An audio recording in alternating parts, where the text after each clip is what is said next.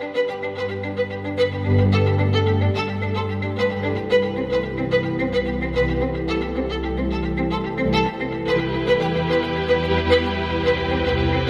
realized there are unique, outrageous acts of love that can be committed by me and me alone, and that is the unique purpose, obligation, joy, and responsibility. It's my ability to respond to reality. That's my outrageous act of love. A planetary awakening in love through a unique self-symphony. What a privilege it is to be part of this global community.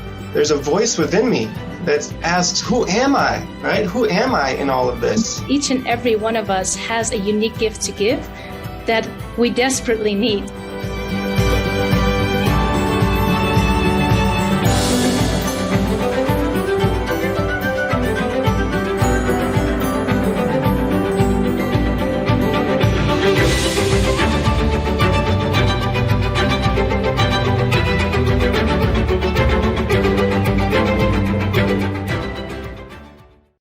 Welcome to the heart of the revolution, everyone.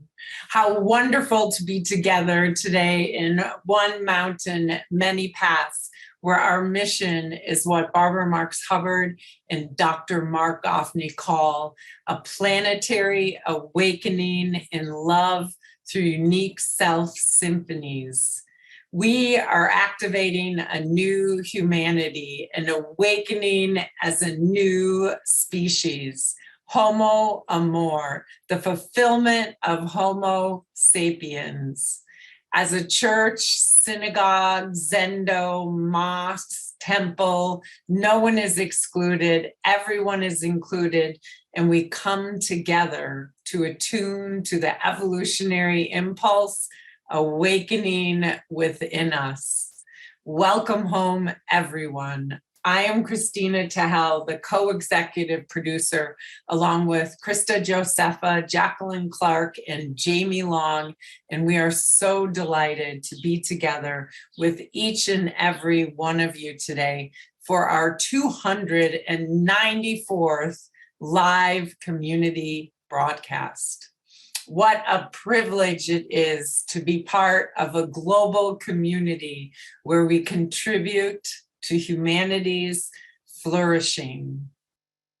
Use the Zoom and Facebook chat functions to say hello, let us know where you're from, to express your prayers, and to resonate the dharma.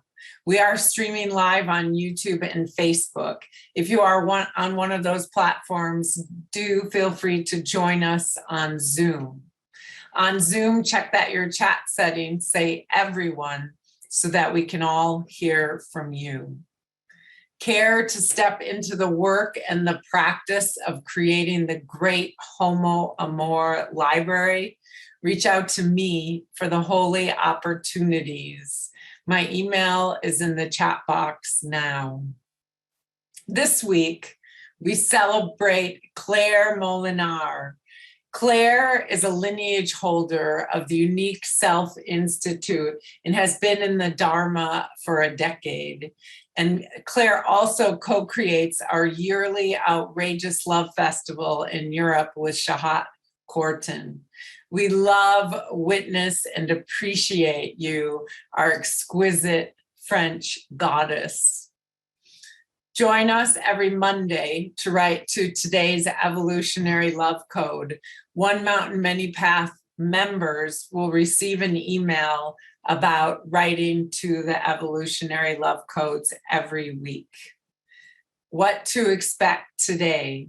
First, a Dharma recap from myself from last week. Then Dr. Gafni will set our intention.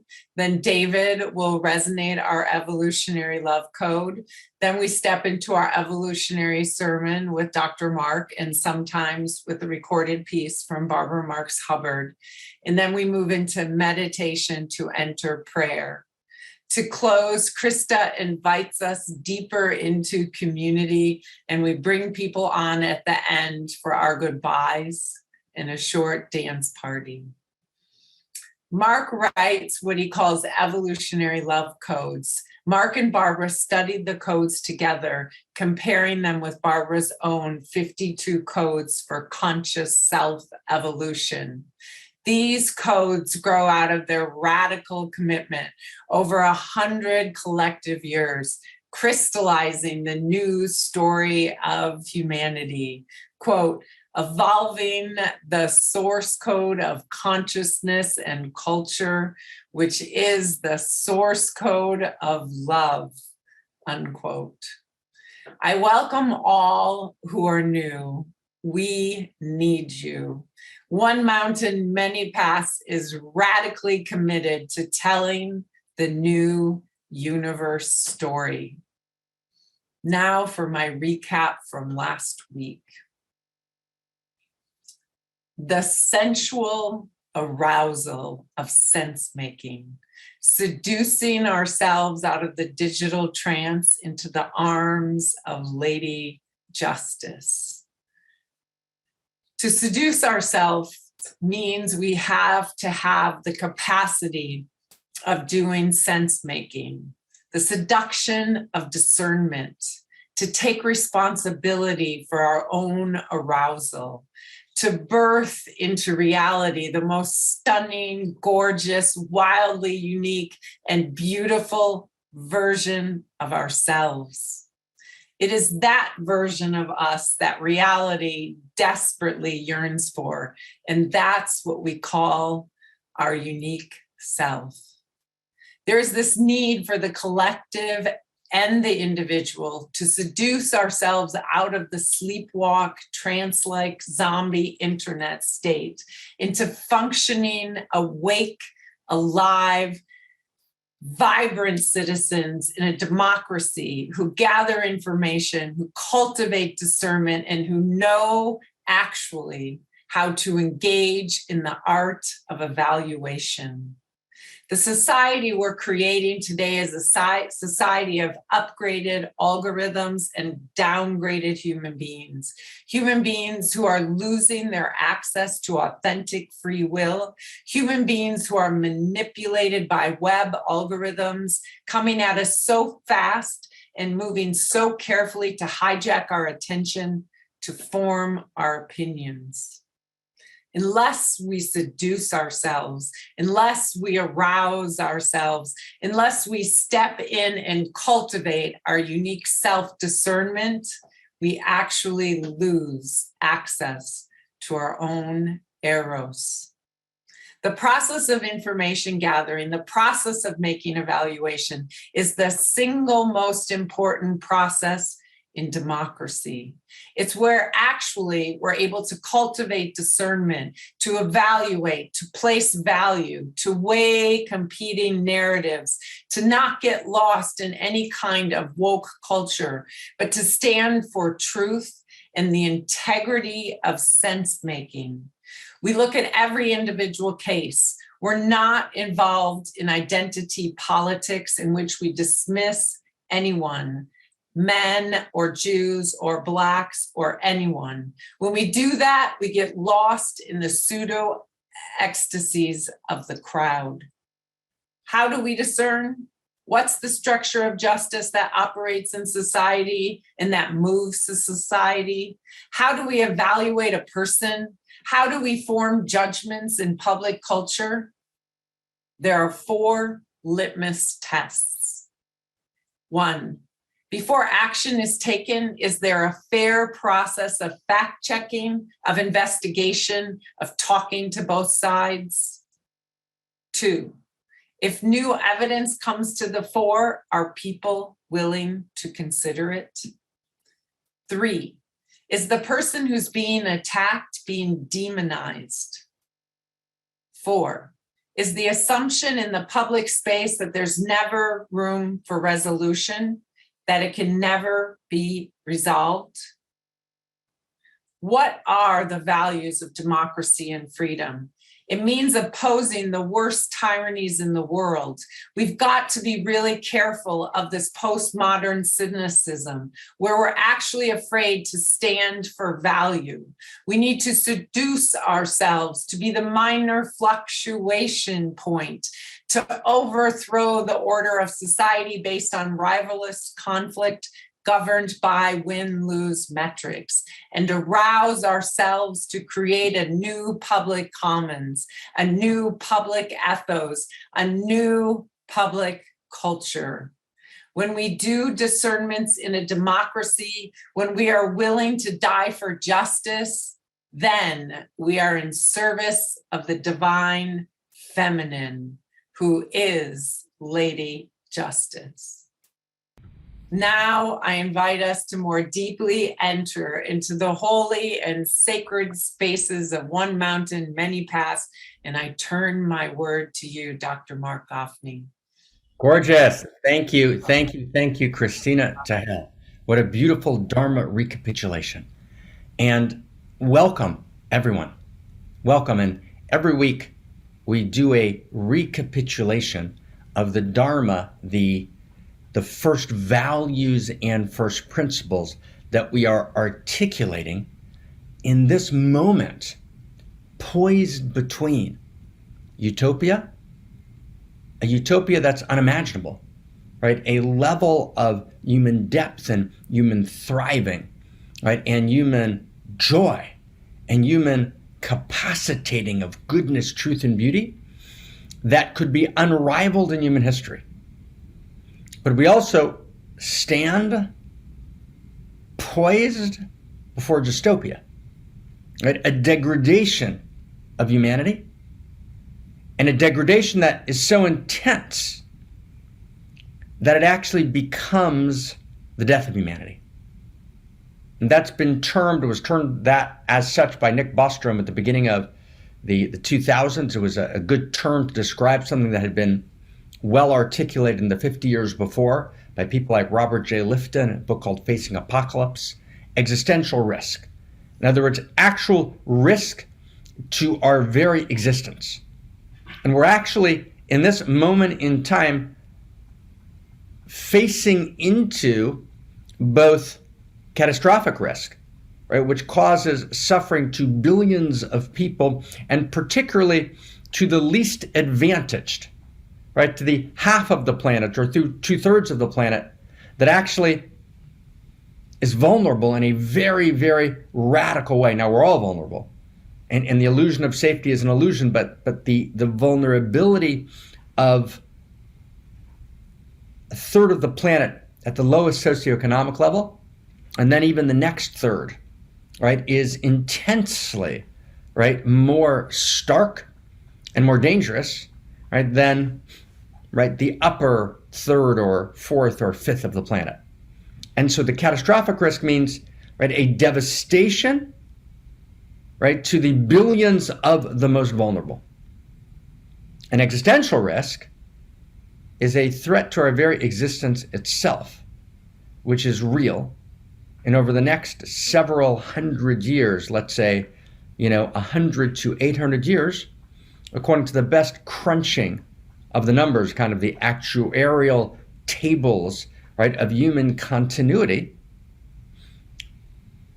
there's a very, very significant possibility of us disappearing. And the disappearance will not happen because a meteor strikes the Earth. The disappearance will happen because we've created at the center of our culture as our animating algorithm. It's an algorithm of the interiors.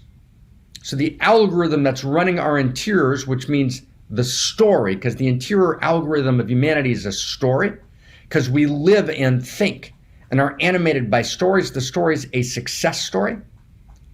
We called it Success 2.0 in a conference we did 6 years ago.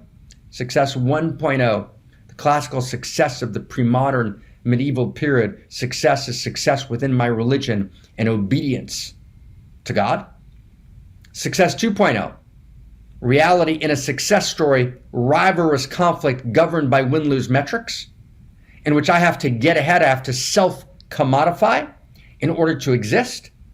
And it's actually win-lose metrics all the way up and all the way down. And so, for example, there's a race to the bottom.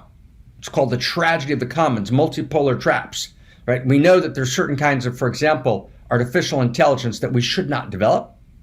We make an agreement not to develop it, but because win-lose metrics is the animating ethos or story of reality, everyone's afraid, but they're going to break the agreement. They're going to do it. And since they're going to do it, since they're going to secretly create that kind of artificial intelligence, and therefore they will dominate and destroy and control us, right? So then we have to do it also. And so even though we all know that kind of artificial intelligence, for example, that's an example of one existential risk, should not be created, we create it anyways because of the multipolar trap. Well, if we don't, they will.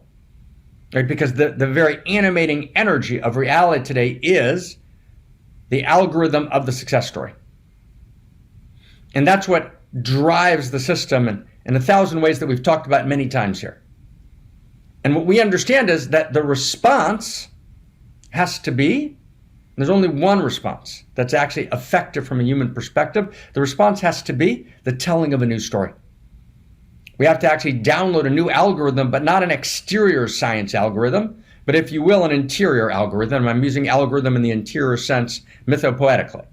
An interior algorithm, a new story of value, of intrinsic value, rooted in first principles and first values that actually tell a different story about who we are, that actually usher in a new human and a new humanity, or that actually in response to what used to be called Armageddon and is now called existential risk, we actually offer a messianic vision, but not the old messianic vision, right? The old vision, Messiah, responds to Armageddon, and the new vision, the new human and the new humanity, Homo sapien becoming Homo Amor, right? That new human and the new humanity, the new story of what it means to be a human being, a new way of being human, which becomes the new source code of reality itself in its interior rhythms, is the single one response we have to existential risk, which means that it's the single greatest and most potent and most necessary response, right, to the possible advent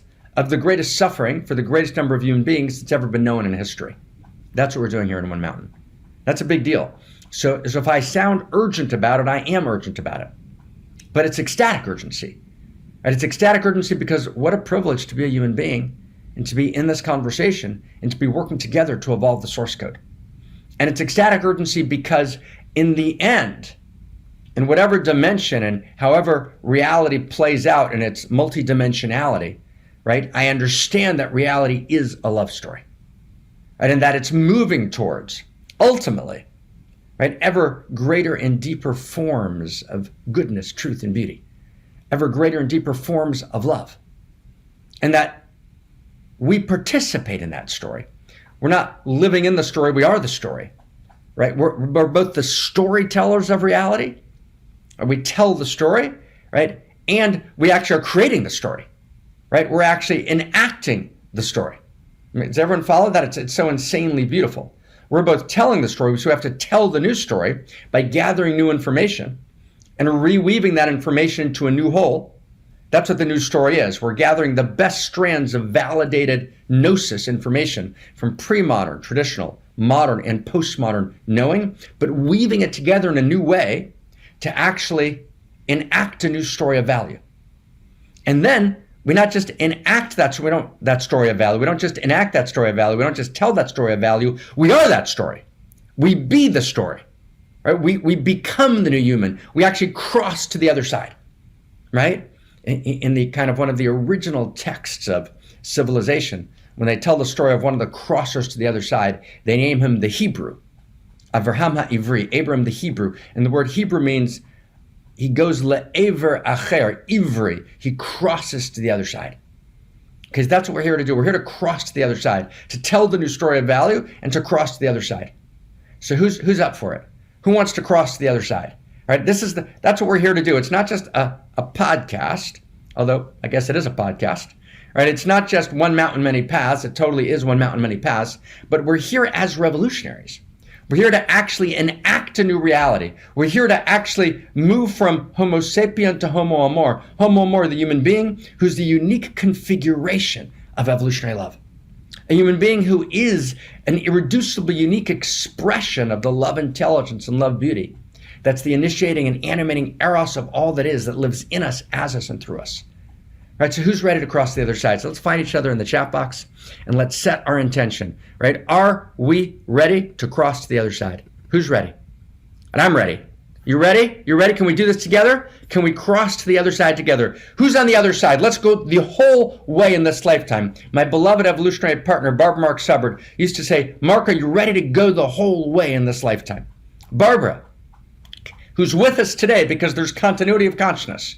And all the dimensions are related to each other. Barbara, who passed 3 years ago. Barbara, right, I'm with you and you're with me, and there's continuity, and let's hold hands and let's turn to each other, all of us, right? Are we ready to cross to the other side?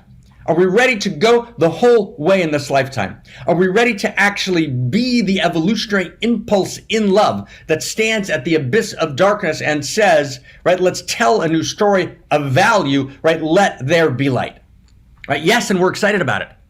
We're wildly excited about it. We're ecstatically urgent.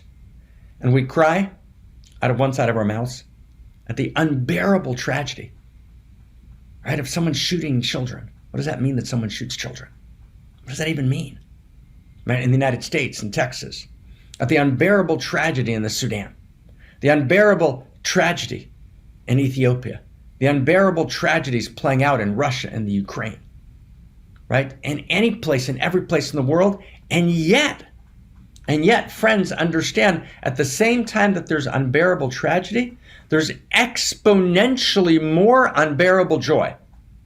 Human beings are committing billions of outrageous acts of love every second. Human beings are breathing and living love. Despite the fact that the story is breaking down, we need to now reanimate the story. We need to up level. We need to participate in the evolution of love. But human beings are gorgeous. Human beings are beautiful. And we need to articulate as humanity, right, the next vision of what it means to be human. And that's what we're here to do together. So, oh my God, what a crazy, insane joy and delight, right, to be together. So thank you, everyone. Thank you, thank you, thank you. And I want to just say one thing, and we'll dive into the next step. David's going to resonate the code, and we've got a wildly important and exciting day, and we're going to talk about seduce yourself, and we're going to talk about music. We're going to talk about how we see and how we arouse and how we awaken, and what that means and how that changes my life and my relationships and how I be in the world literally forever and ever. I just want to talk about one thing for a second. Kristina Tahel mentioned briefly, she said we were celebrating Claire this week, and that Claire was a lineage holder in the Unique Self Institute. I'm going to be just a little precise here, right? We have a group of people who are lineage holders, and we're actually going to this summer at the festival. And someone maybe can put in the chat box, right, where the festival is and when it is and what the dates are. But we have a group of people we've been studying together for, some of us, over a decade, some of us a little less, a little more. We've been deep in these first principles and first values. And these first principles and first values are an expression of a lineage that we're creating.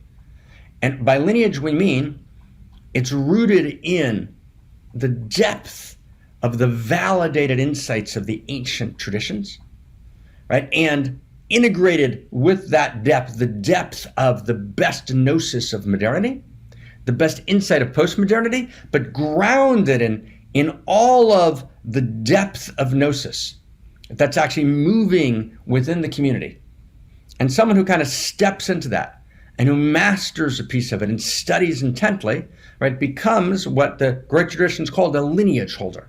So it's very different than kind of human potential movement or the New Age world or the fundamentalist world, right? But we're actually borrowing a page from the great traditions, which spoke in terms of lineage, meaning we're creating this body of knowing, and we're going to talk about how we create that body of knowing today. That's what today's topic is. How do you seduce yourself into this gnosis, into this body of knowing, which is the same thing as how do you become the new human, which is the same thing as how do you become Homo Amor, which is the same thing as how do I become an outrageous lover, which is how I respond to existential and catastrophic risk, which is how I evolve the source code of consciousness and culture, which is the evolution of love. Right? It's all part of the same fabric, but we're calling that a lineage holder. What that means is there's a depth of lineage. There's a depth of transmission. There's a depth of rigor. There's a depth of commitment. There's a depth of study. There's a depth of practice. And actually this summer, maybe we'll put it, I see in the chat box, but we'll put it in there even one more time. To be a lineage holder means that I actually step in. Often I have the privilege of doing what we call Holy of Holies, right? Private study. We study in also group context. And I become actually a master of one piece of this new meta theory, this new lineage, this vision of first values and first principles. And of course, anyone's welcome, right? And it's all about, right, in this lineage, individuating as the most powerful and gorgeous and magnificent version of your unique self, to play your instrument, right, in the unique self symphony. And so articulating that is what we're about. And at the festival this summer, we're going to actually, we've been wanting to do this for the last 3-4 years. We ran into COVID and other challenges, but for the first time, we're going to have an empowerment ceremony for lineage holders. So Claire is in one of those lineage holders, right? And in the lineage of the entire set of first principles and first values, with a particular concentration focus on unique self, on the unique self teaching, the unique self-enlightenment teaching, the unique self-theory, unique self-psychological theory, unique self-coaching. And Claire's actually we're partnering in enacting a unique self-institute, which Claire will be presenting in the next several months, which will kind of which will be the kind of holder of this unique self, right, vision, this particular piece of first values and first principles. So welcome. So everybody's welcome. And at the center of the community, which is a revolution. This community is a revolution. It's a revolution of love in response to present and potential suffering, in response to existential risk, right? This community is evolution awakening to itself. And the one ground rule of the community is outrageous love, right? Meaning we don't get lost in politics. We don't get lost in, right? And we work things out. There are issues that come up, right? But we do it with an enormous sense, to the best of our ability, sincerity, clarity, joy, right? Laughter, and hopefully with strategy and with skill and with wisdom. And we don't bypass issues, we walk through them. But this is a place where, right, I hope and pray, and I'm super proud, right, of our community, where the inside of the community and the outside of the community are the same. There's no back rooms, right, filled as there often are, right, with all sorts of things that kind of violate what are being spoken in public. But we're doing our best to be the new human, right? To be lived as love, right? Which is what we need to do to actually invoke this new human and new humanity. And so when Haley referred to a lineage holder, I just wanted to explain what that is. So I just wanted to share just a little bit of a fragrance of what a lineage is. And perhaps one more thing is worth saying. So at the center of the community is not one person. At the center of the community is the first principles and first values. At the center of community is the vision. Right, at the center of the community, yes, there's hopefully strong teaching, and there's strong studenting, right, and there's new emergent teachers, right, and this is going to happen. This revolution is going to happen when there's 20 strong, powerful teachers who then raise up themselves 20 more strong, powerful teachers who are committed, who are rigorous, who are uniquely creative, playing their unique self-instrument in the unique self-symphony. And so transmission's critical. Right? Living presence, right, is critical. The transmission of the inner quality, right, of the dharma is critical. The articulation of it is critical. But in the end, right, it can never be dependent on one person, right? Different individual people hold it at different times. But then it's transmitted to people. They receive it. They mediate it, refract it through the prism of their unique selves. There's a radical commitment. There's a unique self-creativity. There's a higher individuation beyond ego.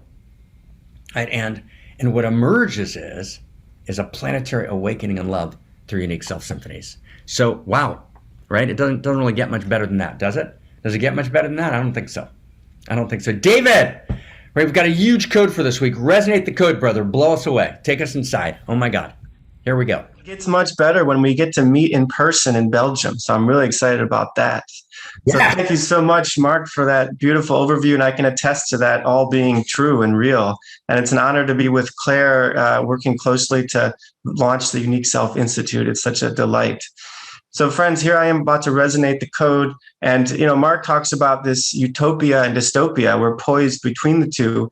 And of course, he doesn't mean a sort of naive, idealistic utopia that's like perfect without suffering, but rather a transformation in culture that actually it happens throughout history. And this is maybe the biggest one that's upon us. So these codes here actually help us clarify and cut through the noise in our current cultural status here and see through and look at the actual intrinsic values of the cosmos. So this week's evolutionary love code. There is no love without seduction. Seduction is a first principle and first value of cosmos. Wisdom is to distinguish between holy seduction and unholy seduction. Holy seduction seduces upwards. Unholy seduction seduces downwards. Unholy seduction is, I seduce you to violate your appropriate boundary for the sake of my greed.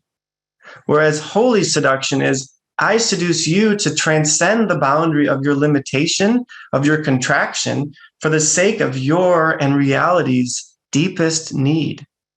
Everyone is seduced. The question is to trust the right person to seduce you, or the right people, or art, or music, or dharma. So with that, it's my delight to turn my word back to you, beloved Dr. Marc. Thank you. So let's look at that code that David gorgeously resonated for us. And by the way, just so there's a personal check-in, a couple people texted me and said, where is the bookcase behind you? So the bookcase is gone because I'm moving in 3 days. And how many people can identify with that place in your life when you're surrounded by boxes? I will spare you turning the computer to see the boxes all over this room, right? We're moving in 3 days, so everything's packed up. And it's just that moment of beautiful transition, right? So yes. Ujis, it's great to see you. Oh my God. David, thank you. So let's take a look. And let's put the code back at the bottom, okay? So there's no love without seduction. And our topic this week is seduce yourself. And we're in a series of talks. This is the third one, right, around this topic of seduce yourself, right? The Delphic Oracle said, know thyself, but know is carnal. Adam knew his wife Eve, right? It's sensual, right? Sense making is sensual. To know yourself is to make sense out of yourself, even as we stand before the mystery. And so carnal knowledge, sense making, the sensuality of sense making in the universe, which is a love story, in the cosmorotic universe, right? In the Amorous Cosmos, requires seduction, because seduction itself is a first principle and first value of cosmos. And we talked about 2 weeks ago, we talked about these two kinds of seduction. We talked about an unholy seduction, in which I seduce someone to break their appropriate boundary for the sake of my greed, which is juxtaposed with sacred seduction, and in which I seduce someone to break their contracted boundary, the boundary of their limitation for the sake of their own deepest need. And of course, that applies not just to the seduction of other, but even more profoundly to self-seduction. Seduce thyself is the new oracle. The Homo Amor oracle is seduce thyself, which means I have to seduce myself to break the boundary of my limitation, the boundary of my contraction, because that's my own deepest need. And it's not only my own deepest need, but as Meir Ibn Gabbai writes, a great interior scientist in the 16th century, Avodat Tzorach Gavoha, reality needs your service. Reality needs you to seduce yourself to your own greatness. And so we're going to talk about that deeply this week, because that's going to lead us to next week, which is about confessing your greatness. So let's take a look at it, right? And we said, right, 2 weeks ago, wisdom is to distinguish between holy and unholy seduction. David just resonated the code, right? Holy seduction seduces upwards, right? Unholy seduction seduces downwards. Unholy seduction, I seduced you to violate your appropriate boundary for the sake of my greed. Holy seduction. I seduce you to transcend the boundary of the limitation of your contraction for the sake of your and reality's deepest need. Let's add to that. If the penultimate human self is a separate self is the end of the whole story. And separate self is defined by their boundaries, right? Don't violate my boundaries. That's how separate self defines themselves. If that's the penultimate human, which is how Western society generally understands the human being, so then if I seduce you, right, to violate your separate self, I'm causing you to regress. Because if separate self is the penultimate, that's the personal, the only place to go is down to the pre-personal. But if actually I understand that there's a larger field of existence in which you live, but the larger field in which you live is your true self, you actually participate in the seamless code of the universe. You participate in the field of desire. True self, the total number of true selves is one, as Erwin Schrödinger, the physicist, wrote, the singular that has no plural. And then you seduce yourself even more deeply into your unique self, which is your irreducible, unique individuation of the field of true self. Unique self is the unique set of eyes, the unique quality of intimacy, the unique capacity, right? That individuated expression of the field of true self, of the field of consciousness and desire. That is you, that is me, that's your unique self. And then I locate that unique self in an evolutionary context, right? This wider evolutionary context in which I realize I am uniquely evolution. And evolution is throbbing and pulsing in me. So that's evolutionary unique self. And then as an evolutionary unique self in this larger evolutionary context, right, I'm a unique expression of the Eros of Cosmos. I'm a unique expression of evolutionary love. I then take up my instrument and play my music in the unique self symphony, right? This self-organizing, self-actualizing cosmos through unique self symphonies, in which we all, each of us, individually and together in groups of unique self, address the unique needs in our unique circle of intimacy and influence. Then we generate Homo Amor. That's what Homo Amor, that's the new human and the new humanity. So that seduction, if you seduce yourself to that, seduce thyself, and we have to seduce each other to our true self. We have to seduce each other to our unique self. We have to seduce each other to our evolutionary unique self. We have to seduce each other musically to join the unique self symphony. Okay, that's our context. Now, what we want to do this week is take this one huge step further. Okay, are we in? We're not just repeating yesterday, right? We're not just kind of, right? We're in. We gotta fly now. Okay, we gotta like madly, dramatically fly. We gotta break through now and understand first principles and first values in a whole new way. How do I seduce myself? Drum roll it is. Here we go. Whoa! Woo! Yes. Okay, here we go. I'm gonna start with the end of where we want to go today. I know we're already in the middle, but I want to jump to the end. I want to put the end on the table and then go back to the beginning and then get us back to the end. Our topic is seduce thyself. What does it mean to seduce yourself? This is our third week, our third, right, meditation on seduction. These are meditations on seduction to invoke the new human and the new humanity, right? Meditations on seduction, right, to seduce ourselves, right, from Homo sapien to Homo Amor, to cross to the other side. Okay. So let me perhaps introduce something. Let me introduce, something about, a topic that we all know kind of intuitively, and I would call that topic music. What is the most powerful instrument of seduction? Is clearly music. Music seduces, right? Music changes our mood. And the move from Homo sapien to Homo Amor takes place when we change our mood. And then when we change the mood of culture. Heidegger was not wrong when he said everything's about mood. Right? Mood is the fundamental category, right, of reality itself. So we have to change our mood. We have to deepen our mood. Music changes our mood at its core. Now, I want to talk to you about music a little bit, okay? And if I can, with your permission, let me see if I can find this now. I want to, just read you something that I wrote this morning. Is that okay to do, everybody? I just wrote something this morning right before church. Can I read that to you? Right, which is really about what we're talking about. Let me just check the chat box and see if I have permission. Can I read that, guys? Is that okay? I wrote it like literally right before. Is that good? Everyone in? Okay. We good? Okay, I have permission? Okay. Okay. So I'm going to start in the middle.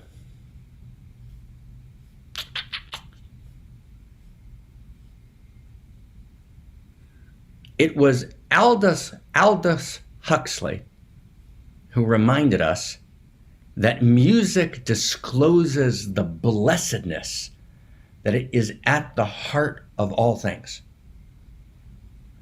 And of course, and so it's been from the beginning of time, the preponderance of music, its rhythms, melodies, and lyrics speak of love. Music is about love songs. It may be personal love or its loss. It may be the love of spirit, of nature, of country, or their loss. But music is always about love. It's agonies and ecstasies. It's devotions and demands. It's rapture and ravaging. That's always what's at the center of music, right? Music is love songs in all of their myriad forms. And music itself is the inner form of mathematics, right? The avowedly anti-materialist transcendentalist, right? The New England transcendentalists, right? A woman who was a close colleague of all of them. Her name was Margaret Fuller. She died at age 40, right? She's a brilliant woman. She echoes the pre-Socratic Pythagoreans when she writes, all truth is comprised of music and mathematics. But now stay close, friends. But music itself does not exist before the manifest world of matter emerges. There is no music before there's matter. For sound itself is made of matter, right? Sound is an expression of one of the earliest forms of matter, gravitational waves. And gravitational waves, disclosed by Einstein's mathematical formula, which only in 2015 was one of the greatest scientific experiments able to disclose when we enacted a kind of 3-kilometer long tuning fork, if you will, right? Music itself, right? The gravitational waves that form music are an expression of time. Music's an expression of time, which, as Einstein's relativity, rooted in mathematics, disclosed, time is not separate from space, right? So we live in and we're composed of the space-time continuum. Does everyone get that? We live in and we're composed of the space-time continuum. And so music, at its core, is made up not of notes of sound, but rather music is made up of what sound is at its core. Music is made up of atoms of time. Music is made up of atoms of time. So if you go back to the Big Bang, when the single point of the singularity stretches itself out in a line, so time is birthed into reality. And within that line of time, there's continuity. Moments distinguish themselves. And it's the distinction of moments that allows for chords and harmonies. It's in the distinction of moments, the break in the continuity of time, that rhythm and melody are born. Now, friends, this gets wild. Once we realize that music is the stuff of time, and that we ourselves are made of time, then we further realize that we're made of music. Let me say that again. Once we realize that music is the stuff of time, and that we ourselves we're made of time, like time is part of the space-time continuum, it's part of matter. That original matter in the first nanoseconds of the Big Bang, when the space-time continuum is born, lives in us. We're composed of it. So once we realize that music is the stuff of time and that we ourselves are made of time, we further realize that we are made of music. Isn't that beautiful? Forget about it whether you got it all. Okay, but just can you feel it? Who can feel that? Who can feel that? Who can just feel it? Just feel it. Don't try and, we're made of music. That's wow. So the music that seduces us lives inside of us. Okay? Now, that's the end. Now let's go back to the beginning, okay? Let's go back to the beginning, okay? Let's go back to the beginning. It's crazy, wildly beautiful. So, how do we seduce ourselves? We seduce ourselves by knowing the true nature of reality. Seduction is knowledge. It's carnal knowledge. It's know thyself, which means love yourself open. Make love and birth your highest self through knowing your true nature and knowing the nature of reality. And when I know the nature of reality, what do I know? I know that reality is Eros at its core. Reality is love, but not love which is mere human sentiment, love which is the heart of existence itself. Love is Eros, the heart of existence itself, that lives uniquely in me. And that I'm a unique configuration of Eros that participates in the field of Eros. And I know that Eros, that love is real. That reality is not merely a fact, reality is a story. That story is a first value and first principle of cosmos, and that story is a love story. It's a story of Eros. It's a story of the evolution of Eros.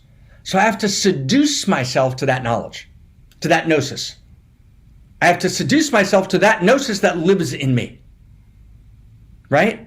And to do that, I have to unfurnish my eyes. How did Emily Dickinson write it? Not revelation 'tis that waits, but my unfurnished eyes, E-Y-E-S. Not revelation 'tis that waits, but my unfurnished eyes. And if I would but cleanse the door of perception, then I would realize that everything I look upon is infinite, wrote William Blake. So let's find this. I've got to unfurnish my eyes. So what eyes do I have to unfurnish? What eyes do I have to unfurnish? And Barbara and I talked about this a lot. So there are 3 fundamental eyes, and I'm going to talk about them in a completely new way. And this gets crazy gorgeous, but we need kind of every word here, okay? So the first eye is what we might call the eye of the flesh or the eye of the senses. And the eye of the flesh and the eye of the senses is empirical. Ever know what I mean by empirical? Meaning I have direct access to gnosis, to knowledge. I want to know if it's raining outside. I go outside and I put my hand out. Oh, there's rain. It's raining. Okay, got it. It's raining. So I do an experiment, or what Thomas Kuhn called an injunction, right? I do an injunction, an experiment.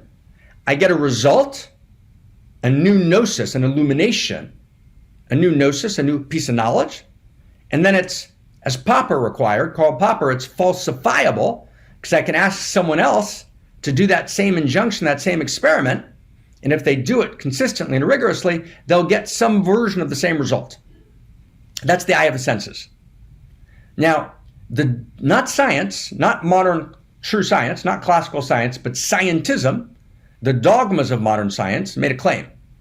And it said the only real empiricism, right, on which valid science is based, is the empiricism of the eye of the senses and a second eye that we're about to describe, right? They call it sensory empiricism, right? It's only true if I can see it under a microscope, if the eye of the senses reveal it to me, right? And the eye of the senses, right, might be my eyes, it might be a telescope, it might be a microscope, it might be an fMRI machine, right, charting the waves of the brain, it might be the Hubble telescope. But the eye of the senses, or the eye of the flesh, that's the first eye, operate together with a second eye. But the second eye can see dimensions of reality that the first eye can't see. Now, you need, right, the eye of the senses. You can't move without them. You have to develop them very deeply. But they're insufficient because there's all sorts of things you can't see with the eye of the senses. For example, the eye of the senses can't see mathematics. They can't see logic, right? Right? They can't see moral reasoning, classical political reasoning, right? So moral reasoning, mathematics, and logic are actually available not to the eye of the senses or the eye of the flesh, but to the second eye. We'll give it two different names. We might call that the eye of the mind or the eye of reason. Okay? That makes sense, everybody? But those two eyes, everyone with us? Who's with us? Who's with us? Who's with us all the way? Who's with us? Deep on the inside with us. Who's with us? Okay? You with us? Okay, here we go. Let's go. Here we go. So those two eyes, though, can't tell me anything about that which matters most to me. Or at least that's the way it's usually understood. Because they can't tell me about love. Certainly they can't tell me that love is real. They can't tell me about loyalty. They can't really tell me about spirit. They can't tell me about value, right? They can only tell me that which lives in the world of the measurable. But they can't tell me about the immeasurable. They can't tell me about the priceless. So the eye of the senses, right, and the eye of the mind tell me important things about the measurable. They tell me important things about the commodifiable. They allow for modern science. They give me massive empirical information, right? The eye of the senses gives me sensory empiricism, and the eye of the mind gives me what we might call mental empiricism, right? That's beautiful. But they can't tell me about consciousness. So I want to introduce a third eye. I'm going to do it carefully. And I want to call it, for the first time in public, I want to call it the eye of consciousness. Do you get that? The eye of consciousness. I want to call the third eye the eye of consciousness. And the third eye has 4 expressions. Okay? 4 expressions. 1, the eye of the heart. Right? That which I see through the heart. The Sufis use that word a lot. Okay? The second, used more often by, let's say, the Buddhist world or the Vedanta world, let's call it the eye of contemplation. A third word, which I coined a bunch of months ago, we'll call it the eye of value. And a fourth word, used by Christian mystics, the eye of the spirit. Does everyone get that? Everyone tracking here? Okay, everyone tracking here? 4 eyes. Okay, these are 4 expressions of the eye of consciousness. Okay, these are 4 expressions. This is big. 4 expressions of the eye of consciousness. Now, who's tracking? Who's with us? Who's with us? Who's with us? With us? Stay inside. 4 expressions of the eye of consciousness. Okay, we're articulating, okay, this new understanding in first values and first principles. There's an eye of consciousness, and that's 4 expressions. Now, what's the difference between these 4 expressions? Are these just overlapping, right, inter-included? Well, they are. They're all expressions of the eye of consciousness, but each one involves, stay close, a somewhat different practice or a somewhat different injunction. So let's say, I'm going to do this just very loosely in 2 minutes. This takes several hours, but let's say, just to get it for a second. So the eye of contemplation might involve meditation, right? That might open the eye of contemplation. You get that? The eye of love, or the eye of the heart, right, might be opened through the practice of loving, right? So the eye of contemplation, you might sit zazen in Buddhism. You might meditate your way to enlightenment, right? In the eye of the heart, you might do what I like to call loving your way to enlightenment. The actual injunction, the practice is to be an outrageous lover. Does everyone get that? The practice is to love, right? The practice is not meditate. The practice is to love. Now, those eyes, of course, can live together with each other, but the question is, what's the primary practice? So the primary practice, right, is in the eye of the heart is love, right? Love, right, to become an outrageous lover, to write outrageous love letters, right? To awaken the eye of the heart is the way that you actually, it's not cute, it's not sweet, it's not lovely, it's the ultimate practice, it's the injunction that opens the eye of the heart and you actually love your way into being Homo Amor. The eye of value, right, the third expression of the eye of consciousness is you actually see directly value. You see goodness, and you identify goodness, and you understand that that goodness is a discernment of the eye of value. So you say reality should be fair. Why should reality be fair? Because your eye of value discerns that fairness or justice or lady justice is an expression, right, of the field of consciousness, right? So you discern reality through ethics, right? And there's kind of an ethical monopantheism, right? Ethics, ethos, it suffuses reality. Value suffuses reality. Reality is a field of value, and you're able to discern value directly, so you enter through the door of value. And finally, number 4, the fourth expression of the eye of consciousness, the eye of the spirit, comes from doing ritual, right? I actually do ritual in a particular tradition, right? I do ceremony, right? Right? I study sacred text, right? And as I engage in a kind of the classical expressions of the spiritual, which give me access, direct access, right, to the field of spirit, right, to the field of consciousness. So the difference between these 4 eyes is A, they have different practices, and B, each one opens a somewhat different quality, right, of the field of the infinite, right? The field of the true self, right? The field of consciousness. Does everyone get that? Who's got that so far? That's a lot. But now we're about to make the leap. Now it's about to get crazy, wild, beautiful, right? We're going to go to the next step. There's a big, huge next step, okay? Big, huge next step. This is beautiful. I've been thinking about this kind of day and night the last 2 weeks to try and clarify this so we can actually move first principles and first values forward.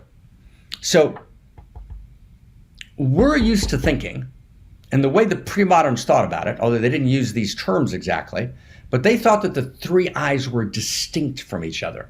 Everyone stay really close. Got to stay really, really close here. Okay, is everyone ready to go? Ujis, you ready? You ready, brother?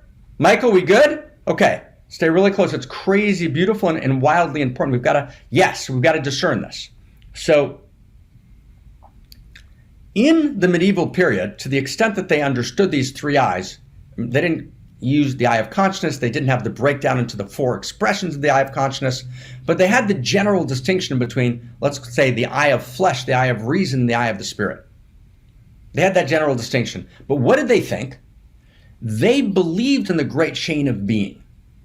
The great chain of being is a partial important truth of reality. And the great chain of being, and Arthur Lovejoy wrote a very, very important book on the great chain of being, right, is the understanding that there's this movement in reality from matter, right, what we call the inanimate, right, to life, the biological world, to mind, right, the world of culture, of mind, right, to actually soul, right, the ensouled, right, expression of the human being, to, and soul is kind of more individual, and then to spirit, right, the ground of spirit of the whole thing. Does everyone get that?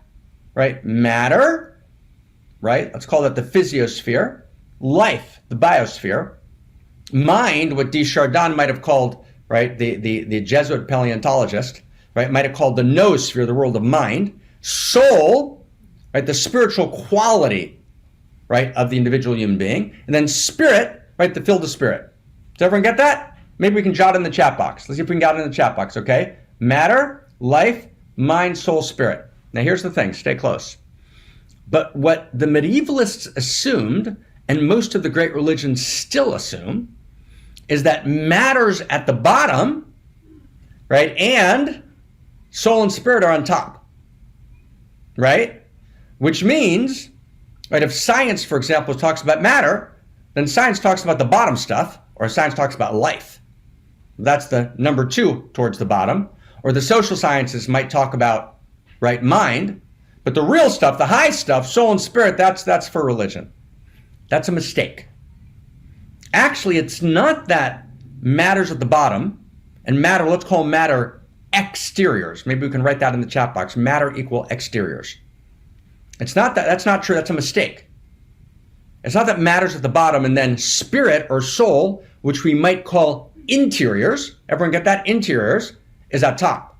No, it's not matter exteriors is at the bottom and soul, spirit, interiors are at the top. Mistake. It's not true.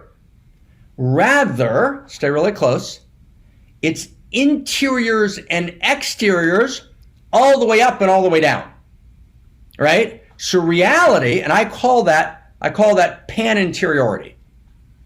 A new name created about a year ago, late at night, right? Pan-interiority. That reality is interiors and exteriors all the way up and all the way down, right? Which is why, for example, you can take a medicine journey. You can decide to take a journey, a certain kind of psychedelic journey, right? And you might take, I'm not suggesting this, right? But you might, right? And you might ingest a certain plant.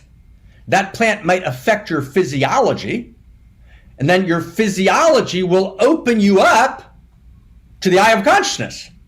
Well, how could that be true? If matter's at the bottom and soul and spirit on top, if exteriors are at the bottom, right, and interiors on top, they have nothing to do with each other. So we have to revision the great chain of being. That reality all the way up and all the way down is pan-interiority.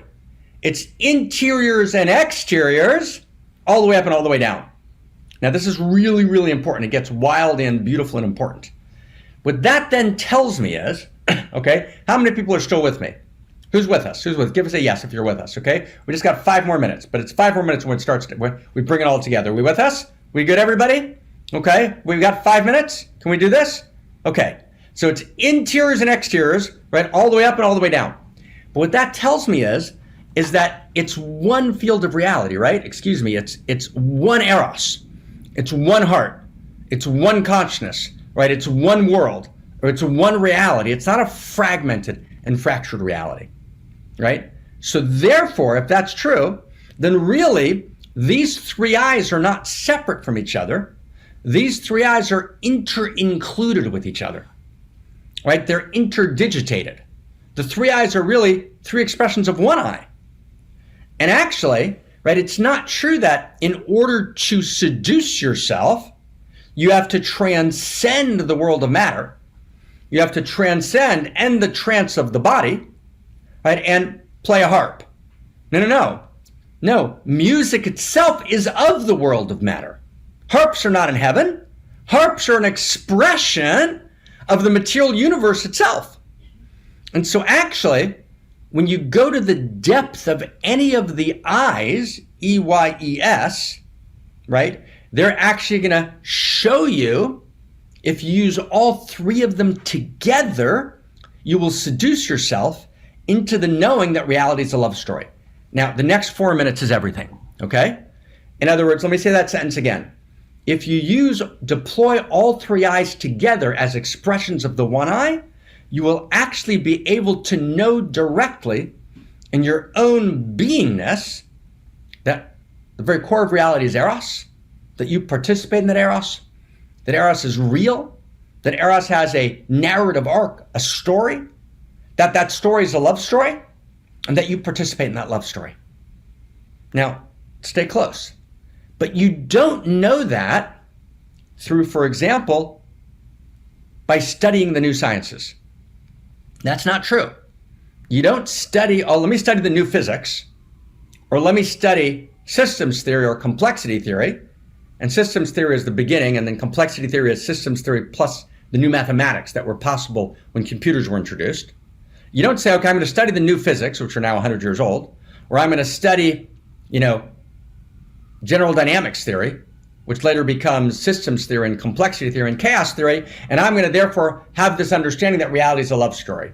No, you can study systems theory and chaos theory or the new physics and still be dogmatically committed to the world being a materialist. And even though you see the world, for example, a system, you say it's a system of interconnected flatland its, ITS, interconnected its. And there were many theorists of the Western Enlightenment, right, who said, the world's not atomistic, it's not atomized, it's not separate parts, it's all one system, who were materialists. Because they were arguing about, is the material world constructed from atomized separate parts, or is it a system? But it's a system of reductive materialist its.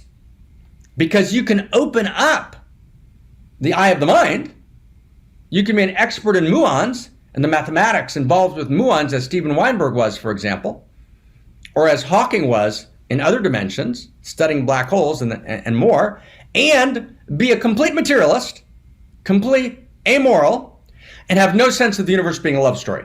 That's really important, right? The myth that there's a new paradigm in science, right, that gives you, right, the universal love story is not true.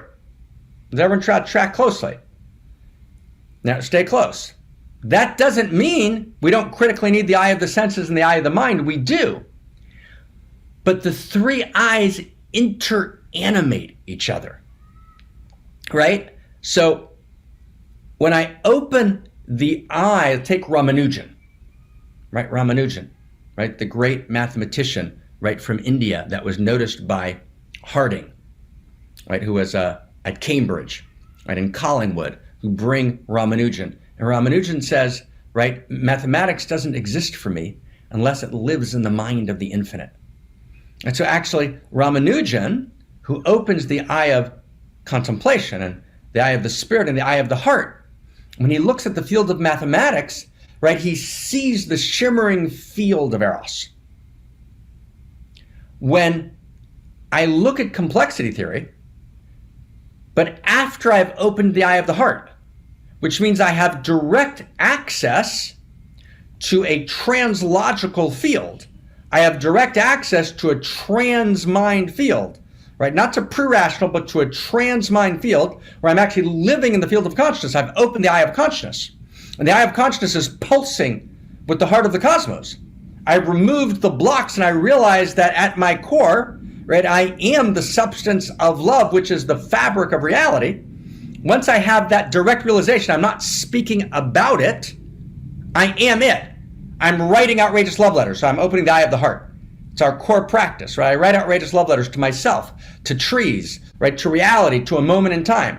And we'll spend, in a couple of weeks, I hope, maybe just an entire one mountain talking about outrageous love letters, about that practice. But once I open the eye of the heart, let's say through outrageous love letters or through chant, or I open the eye of contemplation through deep zazen meditation, or I practice, right, profoundly ritual and I read sacred texts and I open the eye of the spirit, or I live in the vivified sense of the very goodness of reality, the pulsing goodness, the eye of value and intrinsic value.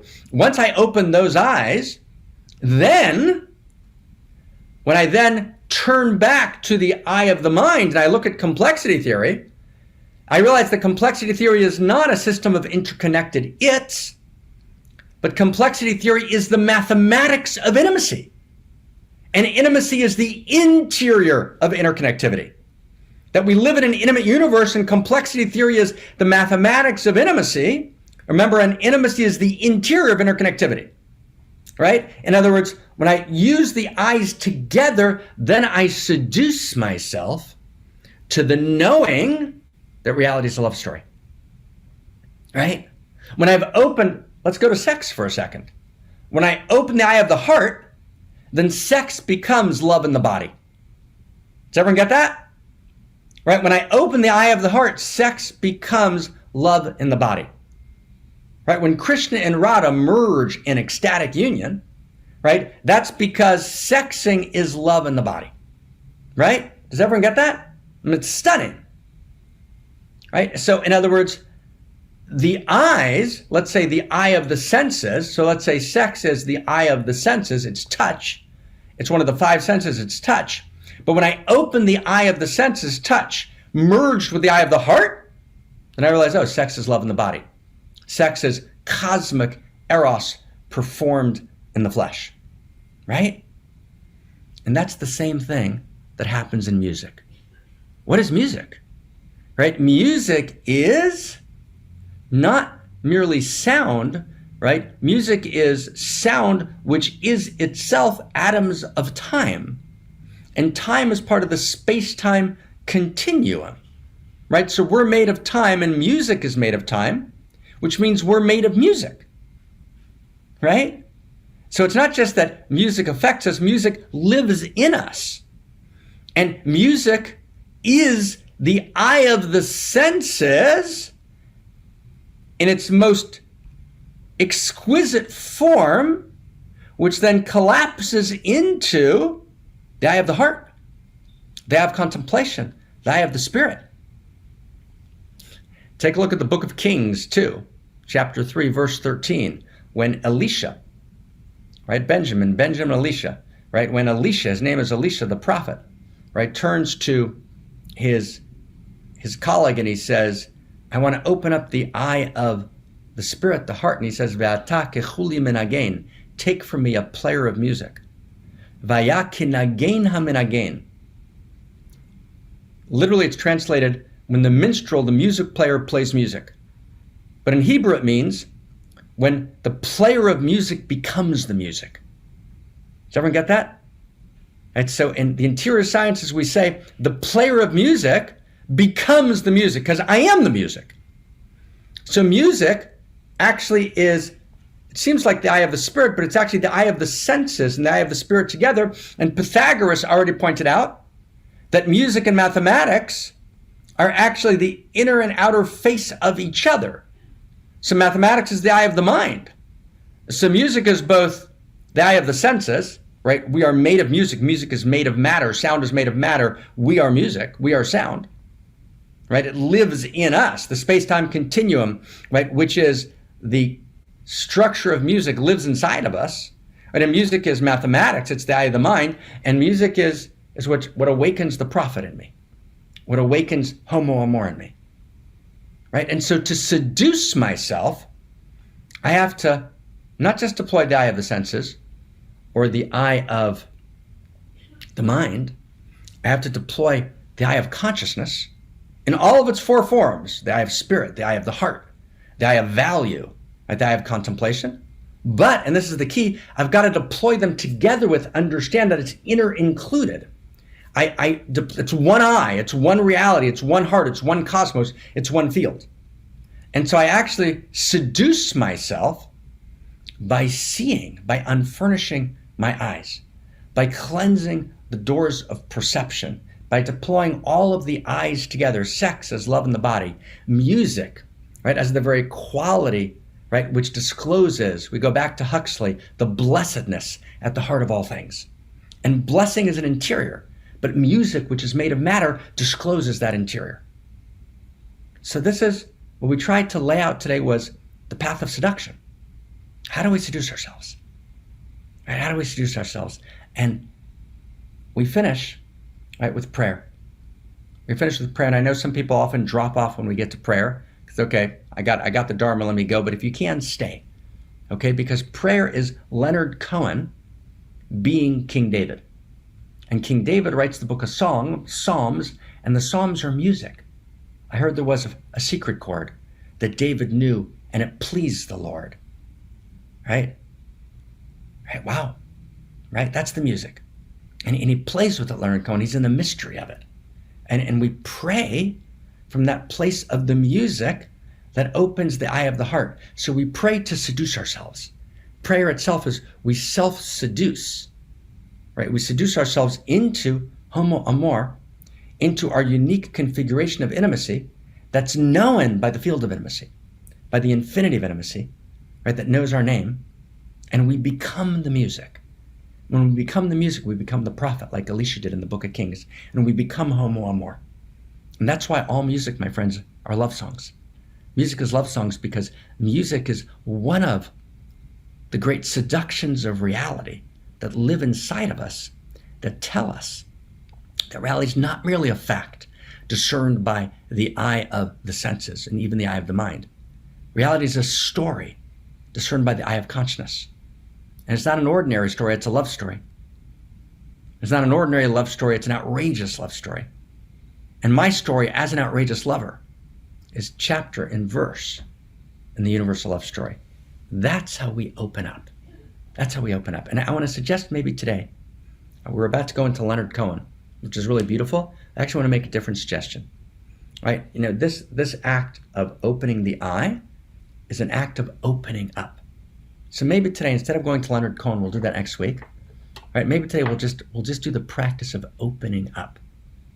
And I'll give you my dear friend Yogananda had a take on it, a friend of all of us. I'll give you a take of it, and then maybe Krista will take us in.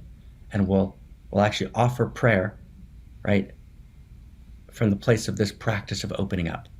And so the words go something like this, but Krista will make it on tune better, but let me just give them to you, okay? And I think they're in the chat box, or they're about to be there, okay? So the words are, let's see the words, see if we can find them in the chat box. I am opening up in sweet surrender to the luminous love light of the one. Right? Reality is a love story. I am opening up in sweet surrender to the luminous love light of the one.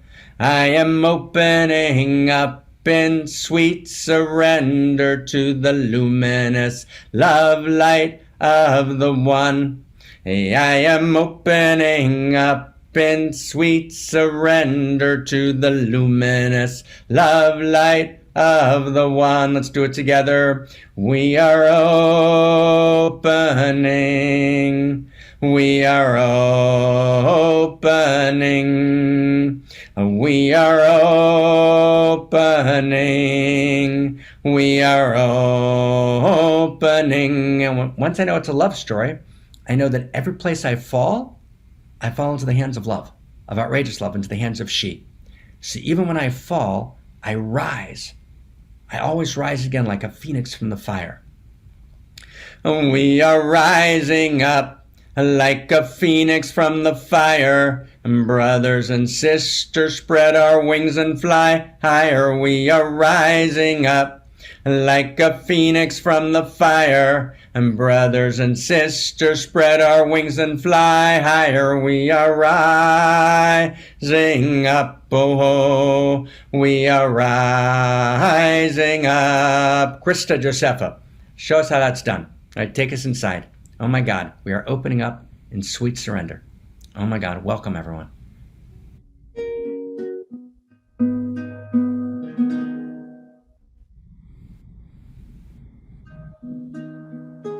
We are rising up like a phoenix from the fire. Brothers and sisters, spread your wings and fly higher. We are rising up like a phoenix from the fire. Brothers and sisters, spread your wings and fly higher. We are rising up. We are rising up. We are rising up. We are rising up. We are opening up in sweet surrender to the luminous love light of the one. We are opening up in sweet surrender to the luminous love light of the one. We are opening. We are opening. We are opening. We are opening. We are rising up like a phoenix from the fire. Brothers and sisters, spread your wings and fly higher. We are rising up like a phoenix from the fire. Brothers and sisters, spread your wings and fly higher. We are rising up. We are rising up. We are rising up. We are rising up. We are opening up in sweet surrender to the luminous love light of the one. We are opening up in sweet surrender to the luminous love light of the one. We are opening. We are opening. We are opening. We are opening. We are rising up like a phoenix from the fire. Brothers and sisters, spread your wings and fly high. We are rising up like a phoenix from the fire. Brothers and sisters, spread your wings and fly higher. We are rising up. We are rising up. We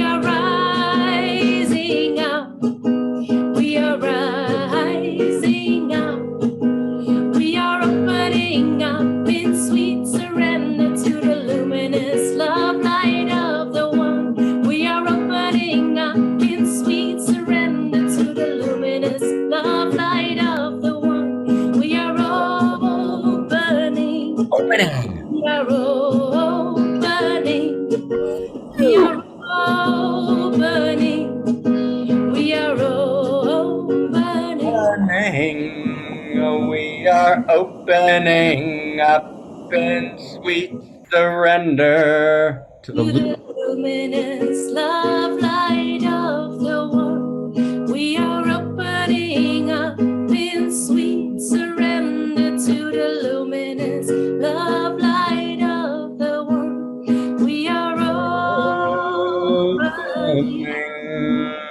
We are opening. We are opening. We are opening.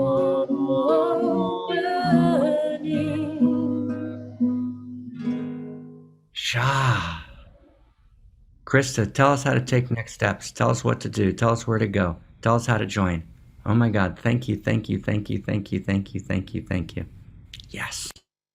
Yes. How can we join? First of all, let's go to Suzette, who will invite us to the Outrageous Love Festival. Yes. Hi, everyone. Yes, it's my pleasure. Yes, I've got the great honor today to frankly do the impossible task of describing what it's like to attend the Outrageous Love Festival. I actually kind of feel like I need to seduce you to come now with all this great energy we had today. And it's really impossible because it's really almost impossible to describe, right? How do you describe the feeling of being a caterpillar turning into a butterfly? How do you share with someone the flavor of such a delicious time and where your whole body is smiling? It's really an amazing community and it's so fun. It's a place where you get to feel like a goddess. And so I want to tell you about this, and I'm sure you won't be disappointed whether you join us online or in person. I can tell you that it will change your life, your perspective, your understanding of what true community is. And although the festival is only 1 week long, the people you meet and what you learn stays with you forever. So every year, I kind of feel like I get opened up and put back together with lots of loving community, and everyone attends that gets to help in this process. It's just so wild. And if you are attending on Zoom, we put you in breakout groups, so you get to share with other people and have a good time and get to know people. So, and I didn't mention, we have a great time. Last year, I had the pleasure of running the Zoom sessions and at the event in Amsterdam, and it was so much fun. Every session there's a big screen and you're interactive and everybody gets to participate. It's like just one big huge global family. And we even at the dance party set up a screen so people could dance with each other. And I remember taking my laptop around and people getting even closer. It was just amazing. So I just can't tell you enough of how much we'd like you to join us. Bring your unique self and be part of this evolution of the source code and participating in this really most profound, unique self-discovery. It's really a magical experience, and I really hope you will join us. And with that, I'll turn it back to you, Krista. Thank you. Whoa, Suzette, you just totally seduced me and turned me on in this beautiful memory of what the festival is like. And it's so juicy and alive and amazing. Thank you so much, Suzette. Whoa, what a joy it is to be here together. And my invitation for all of us here is just to come closer. Marc described it so beautifully in the beginning. We are that unique self symphony, and how we become that unique self is actually by resonating with the dharmas, by stepping in, by coming closer, whatever way feels good for you to come closer. And as you come closer kind of to the fire that is in the center of our circle, it will begin to move through you, and you will be activated and you will be enlivened by it, in whatever way that is really in resonance with your deepest heart's desire. So my invitation is just give yourself the gift to come closer, to step in. And one of the ways of doing that is, of course, by becoming a member of One Mountain. And actually becoming a member, what it means is becoming a caretaker of this fire, actually, and saying, yes, I'm going to tend to this fire, and I'm going to make sure that it stays alive and that it grows and grows and grows. So step in to become a member and give your gifts to this revolution. And if another way of tending to this fire is by making the commitments to share the message. We are in a process and actually in a commitment to now post every week on Medium the summaries of the transcripts of these weekly teachings. So if you're not signed up yet for our email list, please make sure that you do, so you will receive those in your inbox. And then what you can do is actually share these with your friends and say, wow, I really like this, and add a personal note to it, what you really loved about it, and invite your friends to come here in our weekly gathering, so we can together make sure that this revolution grows and more people are touched by this beautiful, beautiful dharma. So with that, I want to invite us to all come on the screen, as we always do here every week. Kristina will turn on some music. We are the people, and you will be invited to promote as panelists. So please click yes, turn on your camera, don't be shy, show your beautiful radiant self, and let's feel this Eros, this movement of outrageous love in our bodies as we're loving each other open. Thank you so much for joining, and we can't wait to be together again next week. We are the people we've been waiting for.